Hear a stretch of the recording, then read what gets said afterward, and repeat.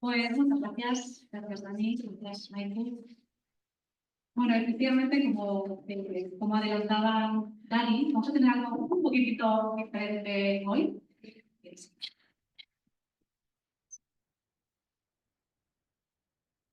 Vamos a tener algo un poquito diferente hoy, así que yo sé que a algunos no les gustan tanto los cambios y no les gustan tanto las novedades, pues vamos a ser un poquito flexibles, ¿vale? Intentar que no nos sintamos muy cómodos, pero esto es también parte del plan estratégico en el que estamos trabajando como iglesia. Y antes de empezar, me gustaría contaros algo. Cuando yo era pequeña, yo soñaba con tocar un instrumento. ¿Vale?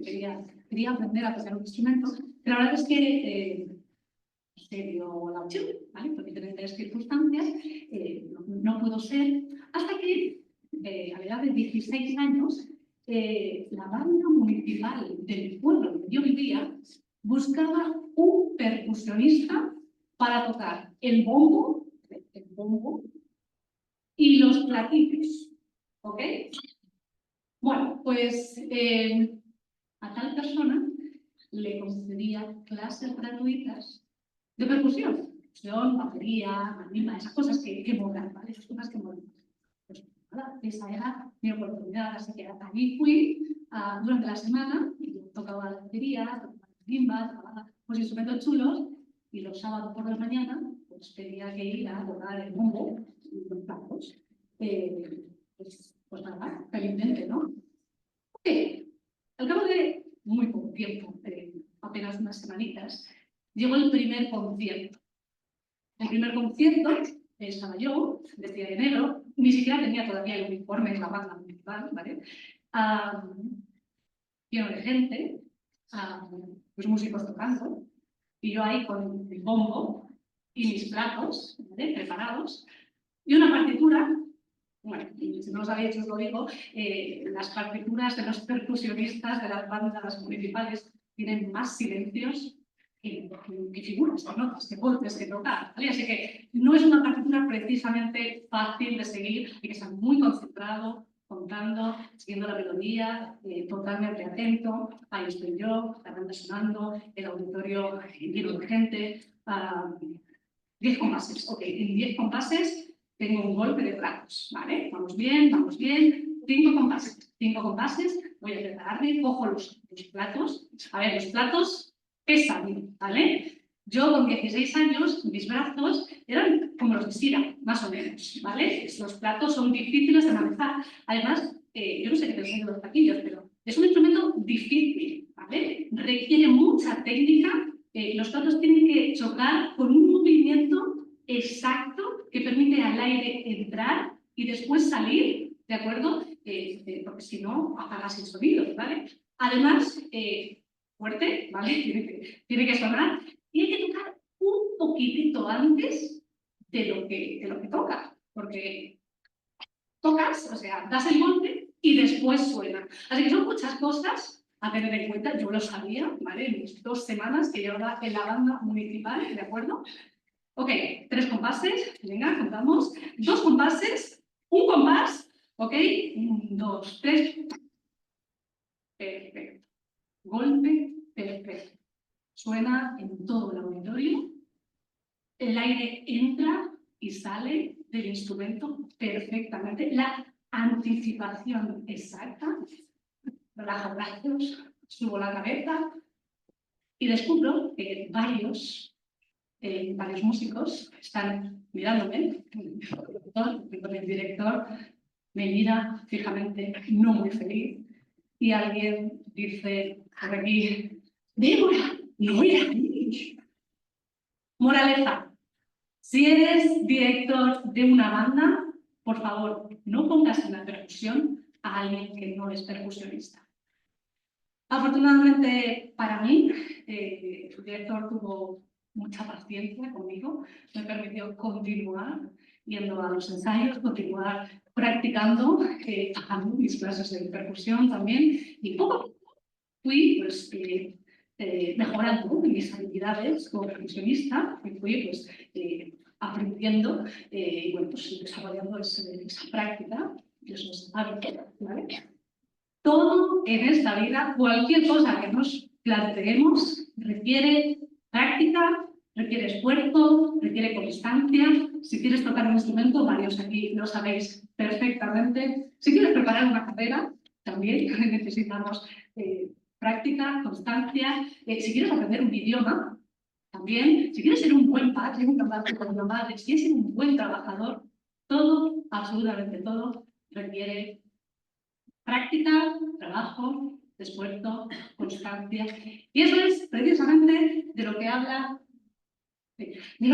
Pablo en su carta a Timoteo, ¿de acuerdo?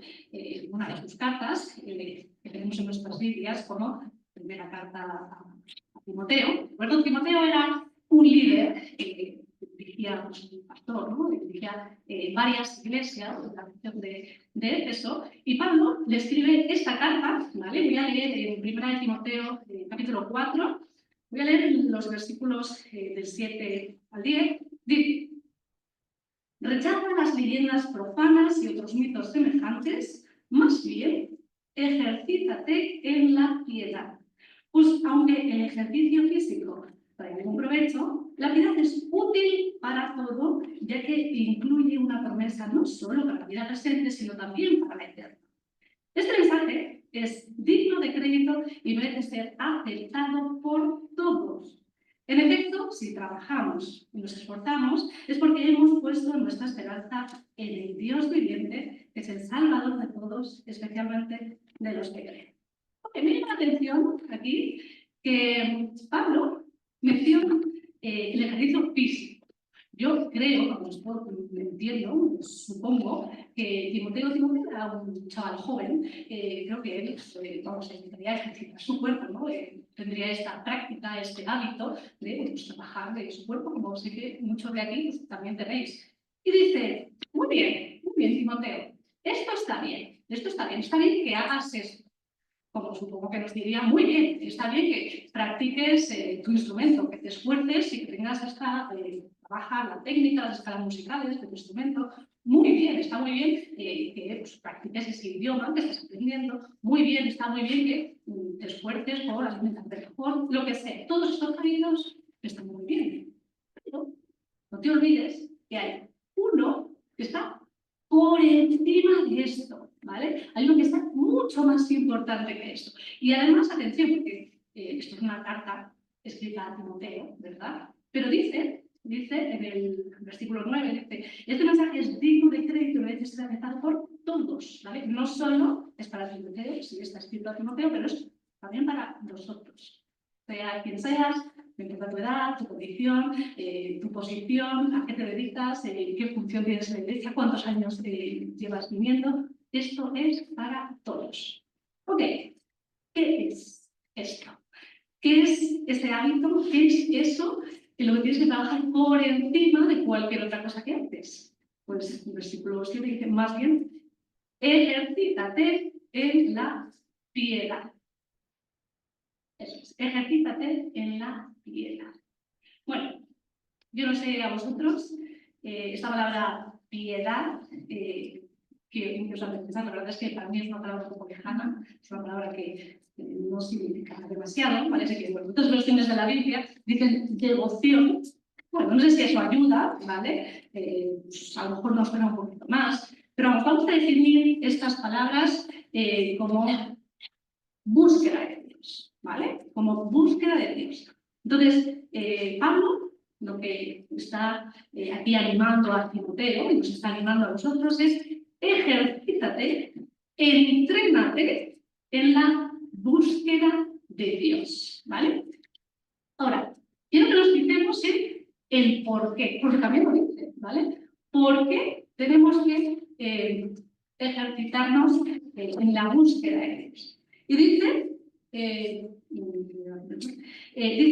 porque hemos puesto nuestra esperanza en el Dios viviente, que es el Salvador de todos, especialmente de los que creemos. Si trabajamos y nos esforzamos es por esta razón, ¿no? Porque nuestra esperanza está en Jesús, nuestro Salvador, o sea, porque somos cristianos, ¿no? Ejercítate en la búsqueda de Dios porque eres cristiano. Y yo sé que esto puede sonar un poquito a esa frase de padre de porque sí, porque eres cristiano y tienes que hacerlo, ¿verdad? Un poquito es algo así. Pero vamos a pensarlo un poquito mejor. ¿Qué es ser un cristiano? A ver, contadme. ¿Qué es ser un cristiano? ¿Qué significa ser cristiano? ¿Qué os sabría decir? Un seguidor de Jesús. Bueno, vamos, al unísono, seguidor de Jesús. ¿Alguien ha dicho observador de Jesús? No. Yo. ¿Tú? No es cierto. Nadie ha dicho observador de Jesús porque el cristiano no es un observador de Jesús. ¿No? Es un seguidor de Jesús. Ok, pues muchas veces nosotros, los cristianos, somos observadores de Jesús. Venimos a la iglesia a escuchar de sus historias, leemos sus historias, ¿verdad? Aprendemos de cómo es Jesús. Somos observadores de su vida. Pero eso no es ser cristiano. Ser cristiano es ser un seguidor de Jesús. Y para ser un seguidor de Jesús, pues tenemos que seguir sus huellas, ¿verdad? Seguirle y hacer lo que él hacía. Eso es ser discípulo de Jesús. Así que ahora viene la pregunta, ¿qué es lo que Jesús hacía? ¿Qué hacía Jesús? ¿Qué tengo que hacer yo? Y bueno, pues aquí pues, se nos ocurrirán seguramente muchísimas cosas, como por ejemplo, amar a nuestros enemigos, que además es algo que decía que tenemos que hacer, ¿verdad? Amar a nuestros enemigos, perdonar a las personas que nos ofenden, ser pacificadores, no responder con mal, pues apaciguar nuestra ira desmedida, todas estas cosas que no sabemos súper bien, ¿verdad? Y que en nuestro día a día los cristianos pues intentamos hacer, ¿verdad? Con no poco esfuerzo. Ahora, seamos sinceros, ¿cuántos de nosotros cristianos realmente hacemos esas cosas? Yo, sinceramente, para mí esto es algo muy difícil, porque yo no lo sé, yo no lo sé. Tengo que perdonar a mis enemigos. Ahora, viene fulanito y me hace tal cosa y, o sea, yo le quiero perdonar, yo sé que tengo que perdonarle, voy a perdonarle. Pero, jolín, es que no es tan fácil, o sea, ¿cómo le perdono? Y si fulanito está constantemente fastidiando, pues no es tan fácil. Total, muchas veces, yo creo que los cristianos nos convertimos no en seguidores de Jesús, sino en intentadores de seguir a Jesús. Eso es una expresión gramatical, pero entendéis, ¿no? Tratamos, intentamos, pero no llegamos a conseguirlo. Ok, pues esto es precisamente de lo que habla Pablo en esta carta de Timoteo, aunque ahora mismo no lo parezca. Y para haceroslo ver, quiero dar un pequeño repaso por el Evangelio de Lucas. No os lo voy a enseñar aquí, porque voy a leer varios versículos. Si tenéis Biblia, podéis perfectamente seguirme, ¿vale? Si no, pues me escucháis, ¿de acuerdo? Voy a estar leyendo diferentes versículos a lo largo de Lucas. Empiezo en Lucas 3, ¿de acuerdo? Y en Lucas 3 ocurre pues, algo muy importante. Y es que es el momento en el que Jesús inicia su ministerio, ¿vale? Todos sabéis la historia, en el que Juan está bautizando en el Jordán, ¿verdad? Y llega Jesús y Juan le bautiza. Y pues eso ocurre en Lucas 3:21. Entonces se oyó una voz del cielo que decía: tú eres mi hijo amado, estoy muy convencido contigo. El versículo, a continuación, justamente a continuación, acabo de leer el 22. El 23 dice: Jesús tenía unos 30 años cuando comenzó su ministerio, ¿vale? Y ahora a continuación aparece una genealogía, ¿vale? Que nos explica de dónde viene Jesús. ¿Y qué hace Jesús inmediatamente después de iniciar su ministerio? Bueno, yo esperaría que se fuera pues, a buscar gente, ¿no? Pues, a hacerse conocido, un poquito de marketing, pues mirad, aquí estoy, he empezado mi ministerio, necesito seguidores, ¿verdad? Bueno, pues vamos a ver qué es lo que sigue, justo donde empieza el capítulo 4 de Lucas. Dice: Jesús, lleno del Espíritu Santo, volvió del Jordán, ¿vale? Donde había sido bautizado, y fue llevado por el Espíritu al desierto. Y allí estuvo 40 días y fue tentado por el diablo. No comió nada durante esos días, hasta los cuales, pues, evidentemente, ok, Comienza su ministerio y lo primerísimo que hace es retirarse durante 40 días, ni más ni menos, ¿vale? Buscar la soledad durante 40 días, los que está pues, con Dios, ¿no? Está ayunando. Además, pues, sabemos que viene Satanás, le tienta, él supera esa tentación. Vale. Bueno, seguimos avanzando. Después de esto, él se va a Nazaret, Galilea, sana algunos enfermos, ¿verdad? Avanza hasta el versículo 42 y dice: cuando amaneció, Jesús salió y se fue a un lugar solitario. Ok, parece que le gusta esto de estar solo. ¿Ok? Seguimos avanzando. Después de esto, empieza a llamar a sus primeros discípulos, sana pues, al leproso, y justamente después, dice, en el versículo 16, él, por su parte, solía retirarse a lugares solitarios para orar. ¿Ok? Después de esto nos narra cómo sana pues, a un paralítico, llama pues, a Mateo, ¿no? Sigue enseñando y pues, llega en el versículo, perdón, el capítulo 6, versículo 12 dice: por aquel tiempo se fue Jesús a la montaña a orar y pasó toda la noche en oración a Dios. Y bueno, podría seguir así. Creo que Lucas muestra muy bien esta rutina de Dios, o de Jesús, de este patrón que suele seguir, de constantemente irse, retirarse a lugares en solitario, durante algunas horas, durante la noche entera, durante algún día, ¿vale? Es algo común, es algo que suele hacer, y además en algunos momentos relevantes, donde tiene estas conversaciones importantes, donde hace estos milagros con tanta repercusión, Lucas hace este esfuerzo especial por mostrarnos cómo eso, como esa retirada a esos lugares solitarios, es algo que acompaña a estos momentos.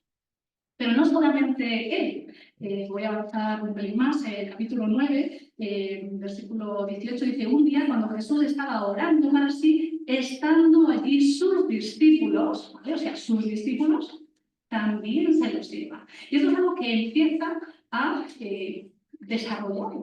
¿Vale? De hecho, en algunos pasajes se nos dice, ¿no?, que él les anima a orar en lo privado, ¿verdad? Dirigirse al Padre en lo privado, para estar cerrado, ¿verdad?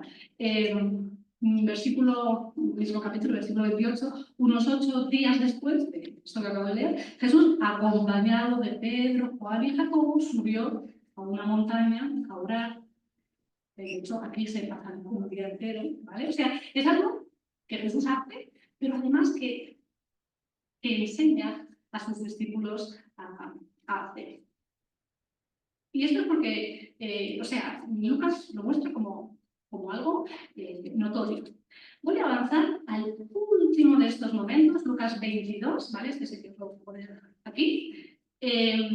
La última vez en el Evangelio de Lucas en el que se nos narra que Jesús hace esto, ¿vale? Se retira a un lugar solitario a orar.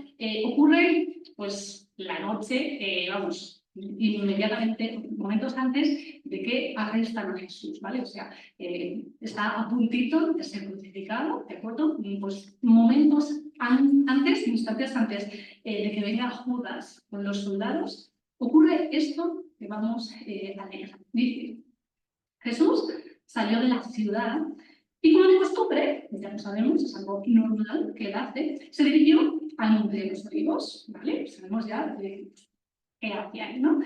Y sus discípulos lo siguieron. Cuando llegaron al lugar, les dijo: orad para no caer en tentación, ¿vale? Orad para que no caigáis en tentación.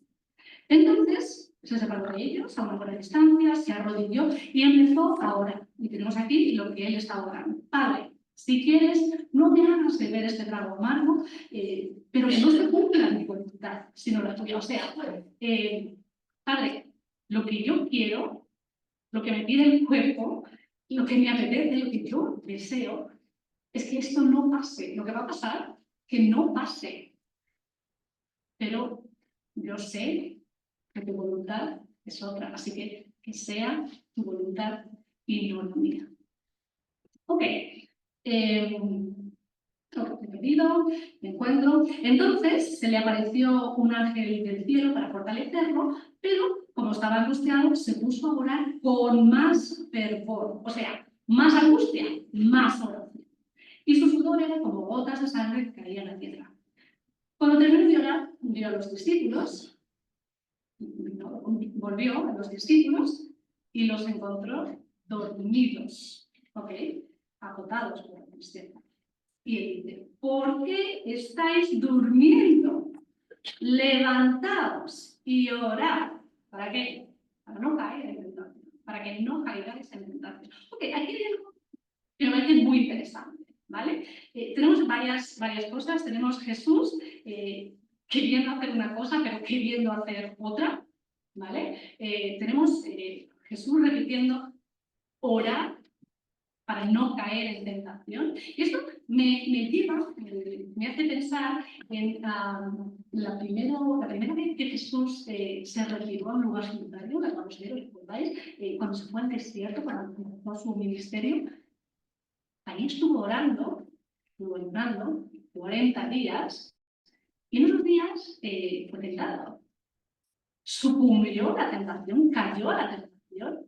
No, Jesús no sucumbió a la tentación, o sea, soportó la tentación, salió exitoso de esa situación. Después de esta vez, su cuerpo le pide no hacer esto, es como podemos llamar tentación, ¿no? ¿Sucumbió a la tentación? ¿Hizo lo que su cuerpo le pedía? No, no lo hizo. Y yo me pregunto, ¿tendrá algo que ver la oración, ese tiempo que Jesús ha estado a solas en intimidad con Dios? ¿Tendrá algo que ver con esto? Pero me pregunto más cosas, porque sabemos que los discípulos oraron, ¿verdad? ¿Qué ocurrió después? Bueno, pues inmediatamente después de esto, como os decía, viene Judas con los soldados, arrestan a Jesús, ¿y qué hacen los discípulos? Están corriendo, se esconden, niegan a Jesús. ¿Es eso lo que querían hacer? O sea, lo que quería su cuerpo hacer es lo que les pedía el cuerpo hacer, pero si hubieran podido pararse, pensarlo y decir, no, voy a hacer esto, ¿lo hubieran hecho? Pues probablemente no. ¿Pero qué ocurre? Que en esos momentos, pues, no podemos, vamos, ni ellos, ni yo, seguramente nosotros tampoco, no podemos tomar estas decisiones tan claras. Nos dejamos llevar por la situación, a menos que hayamos tenido este tiempo de soledad, de intimidad con Dios. Si los discípulos hubieran orado aquí, ¿algo hubiera sido diferente? Yo creo que sí. Yo creo que Lucas muestra estos tiempos porque son muy importantes. Porque estos tiempos de intimidad con Dios moldean nuestro carácter, cambian nuestro ser, modifican cómo somos, quiénes somos. Y por eso después podemos actuar de determinada forma en vez de intentar actuar de determinada forma. Voy a mostraros voy a ir a Salmos, ¿vale? Siguiente. Voy a ir a, bueno, sí, esto es lo que Timoteo, perdón, lo que Pablo está hablando, de lo que Pablo está hablando en Timoteo, ¿vale? Y creo que Salmo 1 lo muestra muy bien, ¿vale? Yo creo que todos conocemos, muchos seguramente se lo saben de memoria, este Salmo. Salmo 1 dice, dichoso el hombre que no sigue el consejo de los malvados, ni se detiene en la senda de los pecadores, ni cultiva la amistad de los blasfemos, ¿vale? Es decir, son el parece la definición cristiana, ¿no? Más o menos. O sea, dichoso pues el hombre que hace las cosas como Dios le agrada, ¿no? Que sigue las enseñanzas de Jesús. Y el siguiente versículo, versículo 2, comienza con sino que, ¿vale? Es decir, A continuación, nos va a decir exactamente lo contrario a lo que ha dicho el versículo 1, ¿vale? Y bueno, pues en un ejercicio aquí de intentar adivinar, yo sé que muchos no lo saben de memoria, pero bueno, yo voy a intentar adivinar lo que dice el versículo 2. Podría decir, bueno, pues dice dichoso el hombre que no se hemos formado, pues, sino que sigue la bondad, ¿no? O comporta con benignidad. No se detiene en la senda de los pecadores, sino que sigue por la senda de la justicia, ¿no? Para intentarse un poquito poética como los salmos.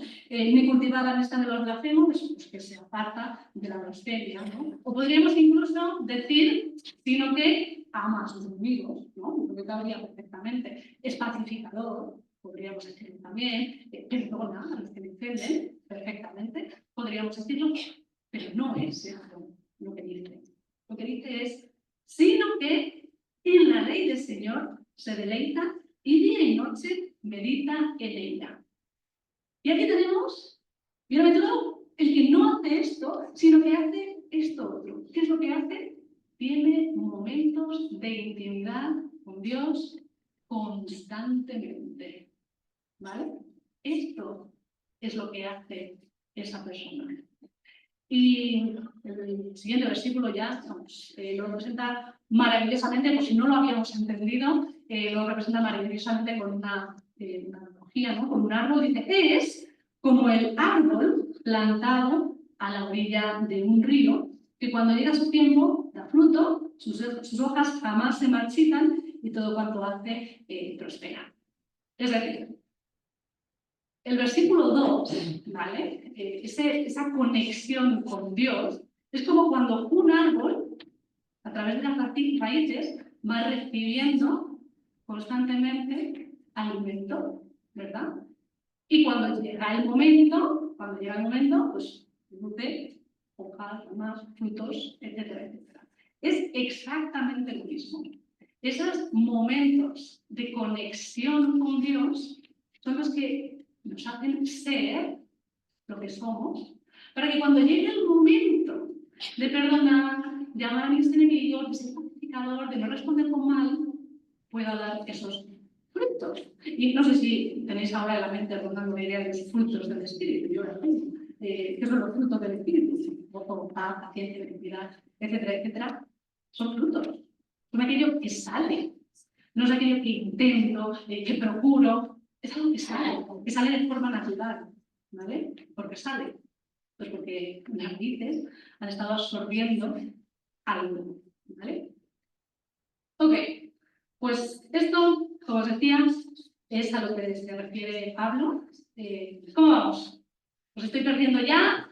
¿Seguís conectados a mí? ¿Sí? ¿Sí? Venga, pues vamos a seguir. Déjame ver cómo voy de tiempo. Ok. Bueno, pues esto es a lo que se refiere. Exacto, eso es a lo que se refiere Pablo cuando dice ejercita la piedad. O sea, entrena esa búsqueda de Dios constante, porque es necesaria para ser cristiano, porque si no, no podemos decir que somos cristianos. Ahora, ¿cómo hacemos esto? Ya aquí viene el kit de la cuestión, ¿verdad? Aquí viene el, ok, ¿y cómo hago yo para absorber a través de mis raíces esto que después va a producir en mí ese fruto, ¿no? Como el árbol? Bueno, pues sé que hay muchas cosas de las que podríamos hablar, ¿vale? Hemos leído algunas de ellas en el ejemplo de Jesús, ¿no? ¿Qué hacía Jesús? Hemos visto el ayuno, ¿vale? No voy a entrar en el ayuno, me encantaría, pero bueno, es un tema apasionante, pero creo que también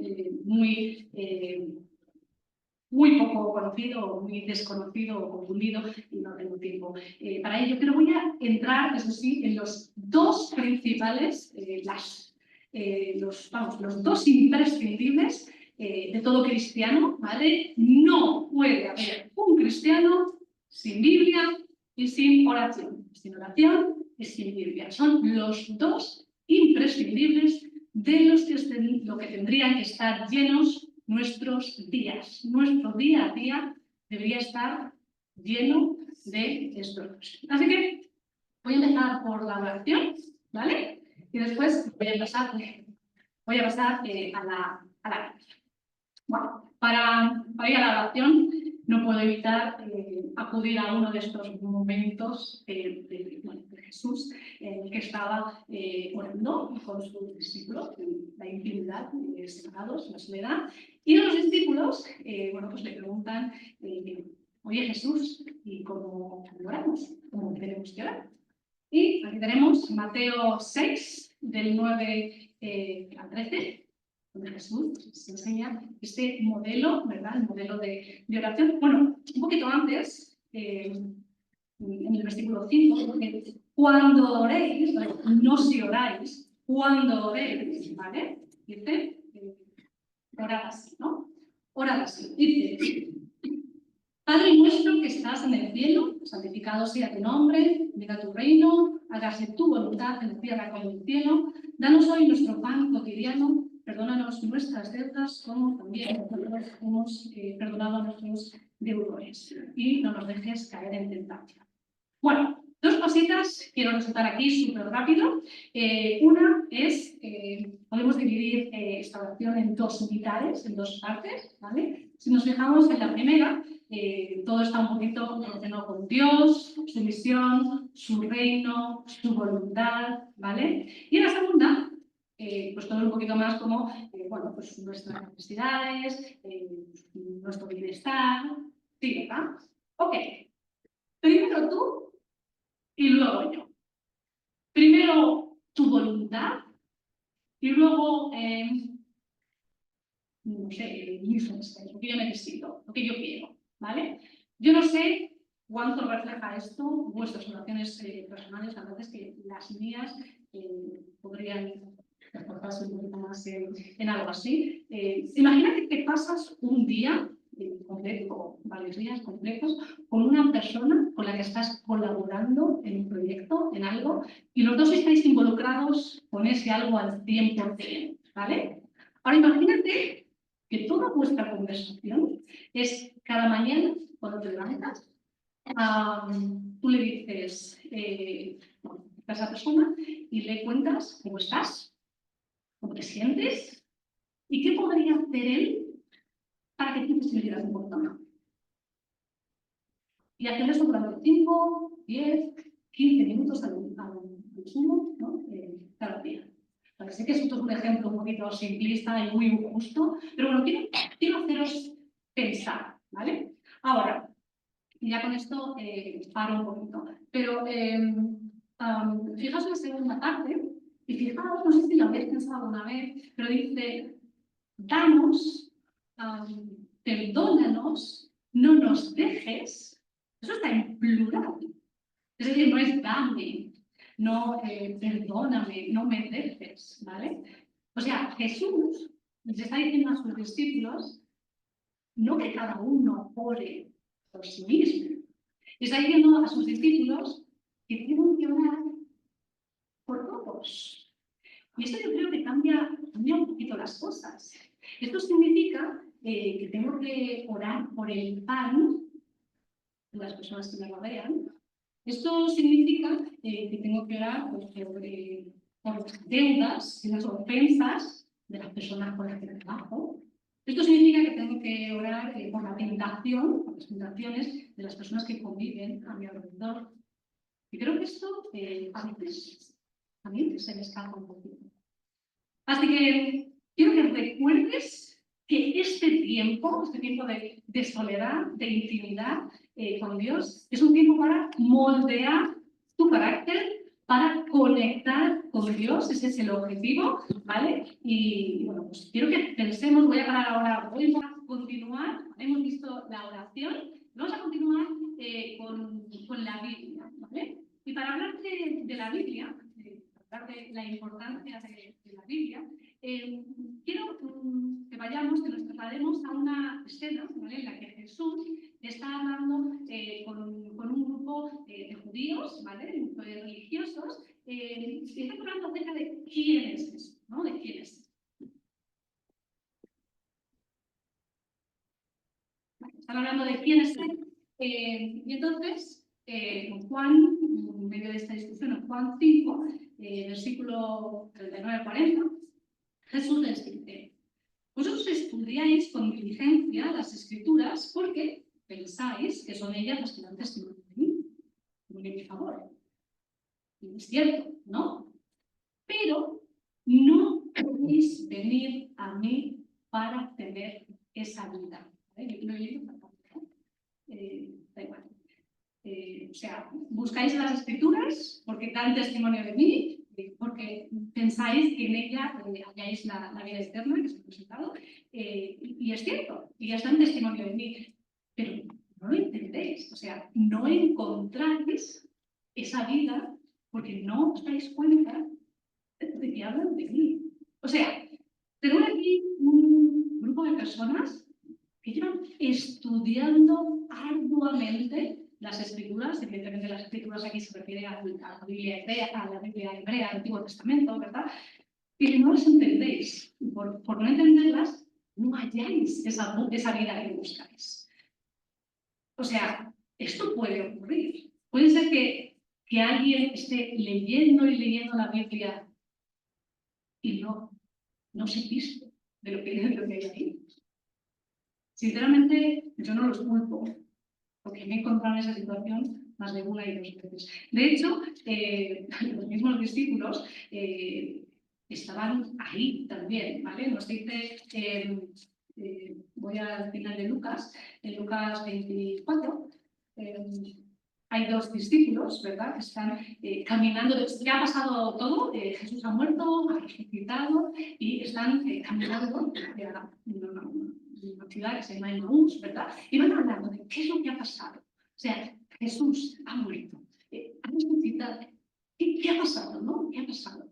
Y entonces Jesús se encuentra con ellos no saben que es Jesús, ¿vale? Se encuentra con ellos y empieza a explicarles las Escrituras, empieza a explicarles el Antiguo Testamento, ¿no? Si pudiera ir a alguna situación escrita en la Biblia, yo elegiría esta. Jesús explicando la Biblia a sus discípulos. Jesús desaparece y después vuelve a aparecer y sigue explicándole las Escrituras. Y en el versículo 45, que lo tenemos aquí al final, dice: entonces Jesús les abrió el entendimiento a sus discípulos para que comprendieran las Escrituras. Estamos hablando de unos judíos que conocían las Escrituras, conocían el Antiguo Testamento. Yo me atrevo a decir que seguramente mejor de lo que muchos de nosotros lo conocemos hoy, y que habían estado 3 años con Jesús. Todo lo que leemos ahora ellos lo habían vivido, ¿verdad? Lo habían escuchado, habían visto esos milagros, seguramente muchas cosas más, y no habían entendido las Escrituras. No basta solo con leer, con conocer historias, con saber versículos, con tener datos. Algo tiene que hacer clic, algo tiene que cambiar, algo tiene que tomar vida en nosotros para que la Biblia haga algo en nuestro ser, para que la Biblia contribuya a cambiar quiénes somos, y puedo decir que somos cristianos. Vuelvo al Salmo 1, donde estábamos antes, ¿os acordáis? Me voy a tener en el versículo 2, ¿vale? Decía, sino que en la ley del Señor se deleita y día y noche medita en ella. Esta ley del Señor es la Biblia, ¿vale? Es la forma en que los salmos se refieren a la Biblia, las Escrituras, ¿vale? Se deleita en la Biblia, medita en la Biblia. Bueno, esta palabra meditar es otra de esas palabras que yo no sé qué significa para vosotros, pero el significado en mi mente es un poquito vago. Es una palabra además muy difícil de traducir, ¿vale? Aparece muchas veces en el Antiguo Testamento, el hebreo es algo así como es una palabra que no sé muy bien cómo traducir. Muchas veces en el Antiguo Testamento se refiere a animales que hacen sonidos, ¿vale? Por ejemplo, en Isaías aparece un león y un leoncillo, Agá, frente a su presa, ¿no? Y lo traducimos como durmiendo delante de su comida. Aparece también muchas veces con palomas, ¿no? Las palomas que Agá, ¿no? Que producen soniditos. Muchas veces también la traducimos como susurrar, murmurar, ¿vale? Eso es lo que significa meditar aquí.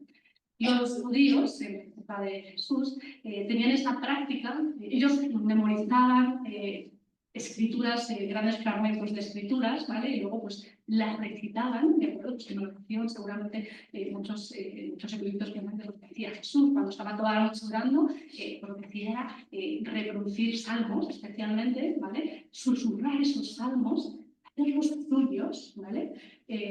Convertirlos en oración. Entonces, ¿qué podríamos hacer? ¿Qué podrías hacer tú? ¿Qué podría hacer yo para que la Biblia fuera más que historias, más que datos, más que versículos sueltos? ¿Cómo podría hacer yo para que produciese eso en mí, ese sonido, que se convirtiera parte de mi vida? ¿Qué podría hacer? Vamos a pensarlo juntos, en grupos, otra vez. Y para terminar, continúo con la carta a Timoteo, lo mismo que hemos leído antes, un poquito más adelante. ¿Qué he hecho mal? No pasa nada. Un poquito más adelante, en el versículo 15 de esa misma carta, 1 de Timoteo 4, 15, Pablo continúa, lo mismo que estaba hablando, y le dice: sé diligente en estos asuntos, o sea, en estas prácticas, ¿vale? Entrégate de lleno a ellos, de modo que todos puedan ver que estás progresando. No importa dónde estás en este momento. Sigue trabajando y que esto siga avanzando, que sigas progresando. Y cuando estés aquí, sigue trabajando y que se vea que estás progresando. Así que eso quería compartir con ustedes.